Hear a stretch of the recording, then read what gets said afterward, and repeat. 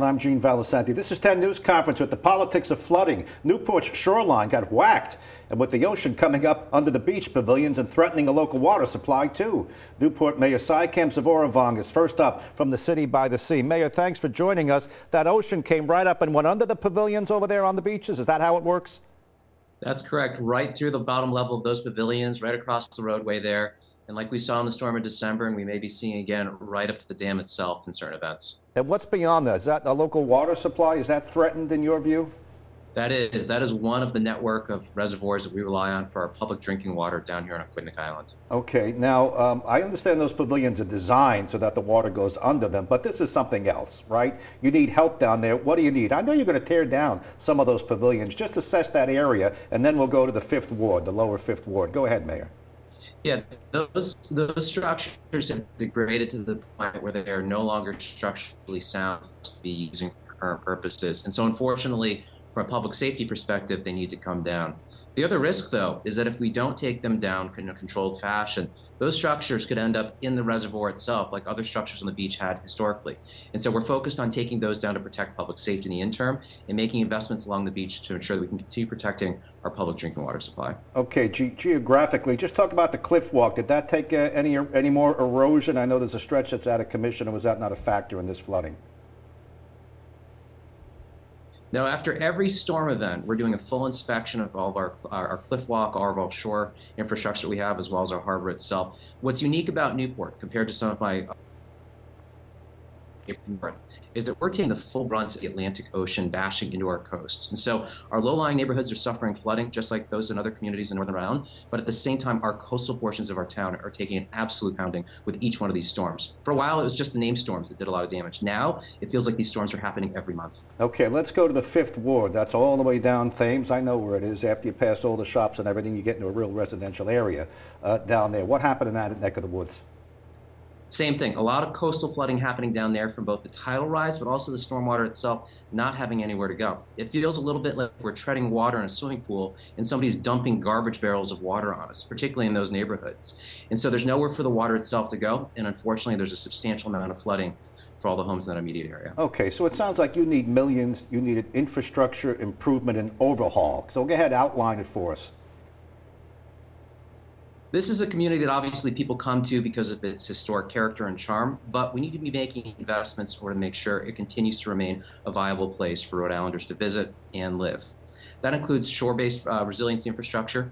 We talked about some of the beach improvements that we need to make to buffer our public drinking water supply, a lot of seawalls through the downtown area, and some adaptation as to areas where maybe we need to do a controlled retreat in some fashion to ensure that the water actually has somewhere to go when we're having these big storms. In total, we're looking at a price tag that's going to be big, likely well north of $150 million, wow, just to keep things the way that they are today. And so we're looking very carefully at different sources of funding to accomplish that ends. I know you're talking to Sheldon Whitehouse. The senator lives in your community. I know you're talking to Jack Reed. Do you have any other financing ideas? Would you consider maybe a tax on meals or something to try to make up the difference? Are you going to go to Governor McKee and say, I need more money? What's your plan? And we'll hold it at that, Mayor. Go ahead. Absolutely. I am relentlessly pursuing any available opportunity for funding that I can. The entire city's administration has been very focused on this, as well as our city council. Federal funding obviously would be the ideal situation for us, but we need to be prepared for the fact that that federal money isn't necessarily going to come raining down. So we're looking at local options as well. What's not going to work here is continuing to raise taxes on our local taxpayers who make this place work on a day-to-day basis. Over 3.5 million people a year come through Newport. We have a resident population of only about 24,000 people. For years, they've been bearing the brunt of that cost and expense of maintaining this community. We need to figure out other ways to help pay for the expenses we have here in Newport. Mayor Cy Kemps-Avorivong, thanks for joining us and good luck with the cleanup. And I know this weekend was going to bring a little more rain. Thanks, Mayor. All right, several spots flooded in Johnston. One of them is always in the news on Belfield Drive, where the mayor wants a fix once and for all, a permanent one. Mayor Joe Policina Jr. is in with me this morning. Good morning, Mayor. Good morning, Gene. You had the Humvees out. Yes. Going through the knee-deep water. Start on Belfield Drive. How many houses are over there? Is it 8? It's 8 houses that are affected. There are 4 that are flooded. There are 4 that are not flooded, but they're essentially trapped. Okay, now this is on the news time after time. Are we going to buy those people out once and for all and say you can't live here anymore? Yeah, so we're in talks with the Northern Rhode Island Conservation District, who spearheaded the project last time, for buyouts of not just the 4 flooded homes, but all 8 homes affected. Okay, so that's it. That'll be the permanent fix. Correct. Now, you tried this before, and all of the homeowners didn't take you up on the offer. What's going to be different this time around? I think that they realize this problem is worse than initially perceived, and we're just going to talk to them calmly, rationally, tell them this is a problem. It's not only a problem for you, it's a problem for our public safety officials as well.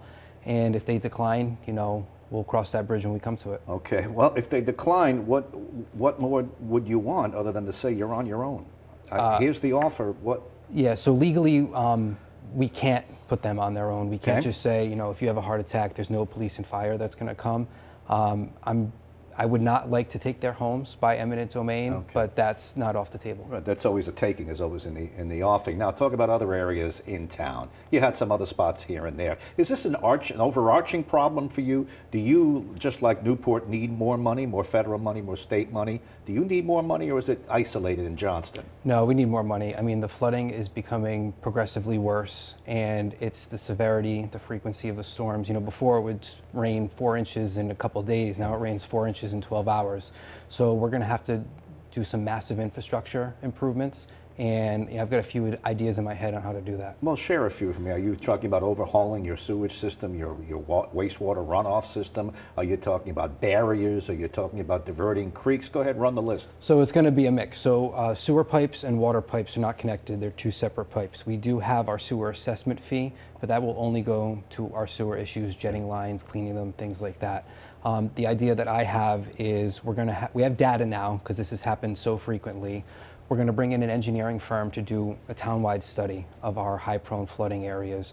We're going to come up with several projects, however many they recommend. I think it's going to be a combination of infrastructure improvements, you know, larger pipes diverting water, but also home buyouts.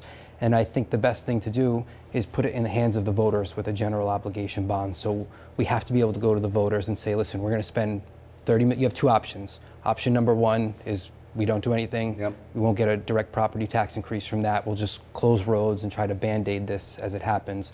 Or option number 2, here's your concrete number of an average yearly tax increase to float, you know, a $30 million bond. I'm just giving you a figure. Yep. If you want us to do this right, we'll make the investment, but it's going to take a significant amount of funds to do so. Okay, and it's not like the town hasn't done anything. Your father was very active in that particular neighborhood and others, so you did get some funding in. You have spent some money. You just need more. Yeah, the problem's too widespread. I mean, even not going to Belfield Drive, we upgrade pipes and we reroute water and we do detention ponds all the time. But the problem now is so widespread. We had roads collapsing. We had roads flooding that we've never seen flood before. So it's a chronic problem, and it's getting worse. All right. It used to be the politics of snow. Buddy Cianci used to talk about that. Now it's the politics of water. That's right. The politics of flooding. That's right. And without getting into the debate of global warming and everything like that, I don't think you're concerning yourself with that. You're just concerned about the water is rising, and you got to fix it. Yeah, and I mean, we're living it right now. I don't care what your politics are, whether you're conservative, liberal, we're living it. We have businesses that are closing because Atwood Avenue shut down. We have people that can't go to work. So when you live it, it's a different feel. Well, speaking of Atwood Avenue, your Stop and Shop, you couldn't get into that for a while, right? The street right in front, that's your busy street. Yes. That was blocked? Yeah, that's our main thoroughfare. So we've had chronic flooding problems with Atwood Avenue for over a decade now. The state doesn't seem interested in doing anything, so I'm not just going to sit by and say, oh, well,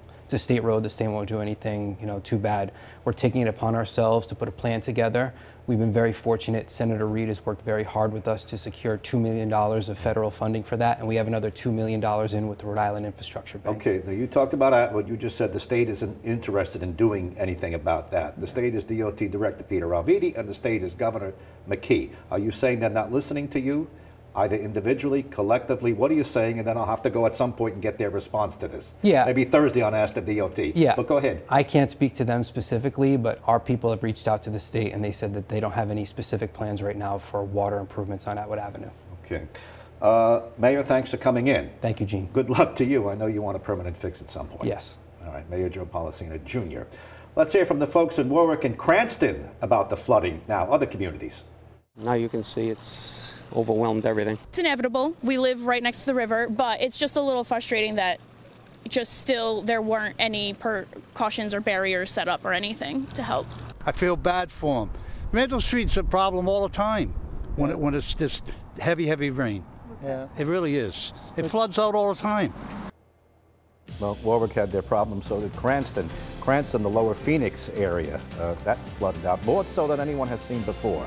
Up next, let's go to a different part of the state. Westerly Town Manager Sean Lacey is in with me.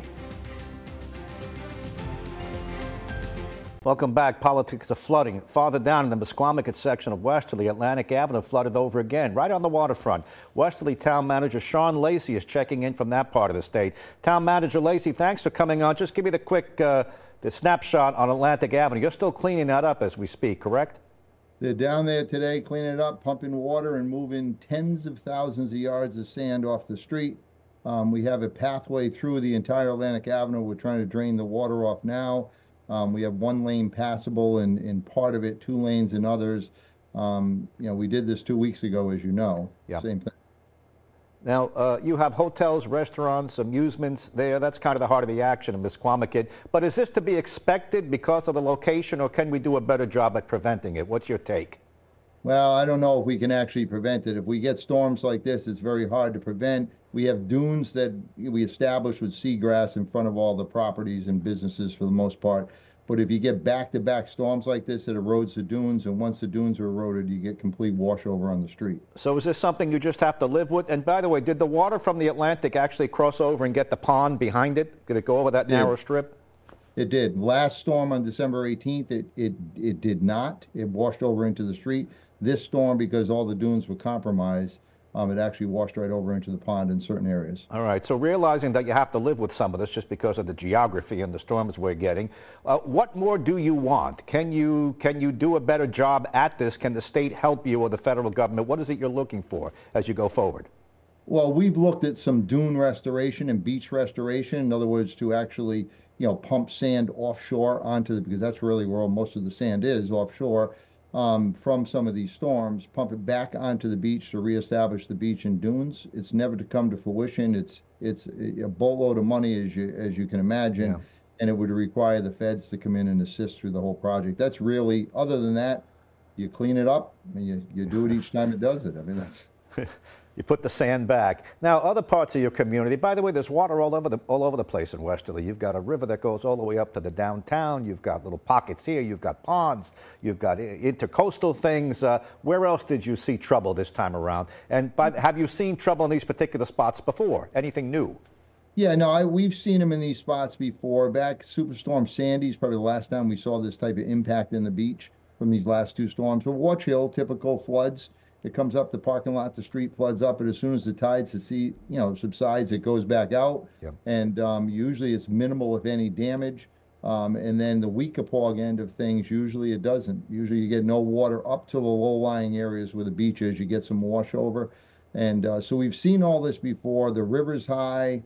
You get minor flooding. I mean, the thing with the second storm, there wasn't much structural damage to properties. It was just water and sand. Yeah. Because it was damaged from the storm on the 18th to some of the properties, but nothing much more extensive in this past storm other than the same sand we just took off the streets and back on the streets. And we got lucky with power outages. We thought there was going to be much worse with some of these wind gusts at 80, 90 miles an hour on the Newport Bridge at one point. That wasn't the case this time around. No, we didn't have any power outage in Mesquamaket. So we have a pumping system for the drainage system in some of the streets, and it never went offline the entire storm. All the businesses had their power. So I guess the lesson we're going to take away is if you want to live in Westerly, you want to live on the waterfront, you have to live with this from time to time. Is that it? You got to live with it and give us a little bit of time to clean it up, and we get it all back to the way it was. But we have another event coming tonight. Let's hope it's I'm not back on with you tomorrow or next week telling you we're cleaning up all the sand we just took off the street the last 2 days. You're right. We're taping on a Friday. It's going to come in midnight Friday and then over the weekend Saturday. Yeah. All right, Sean Lacey, the town manager in Westerly, thanks for joining us. Good luck. See you at the Ocean House. Thank you.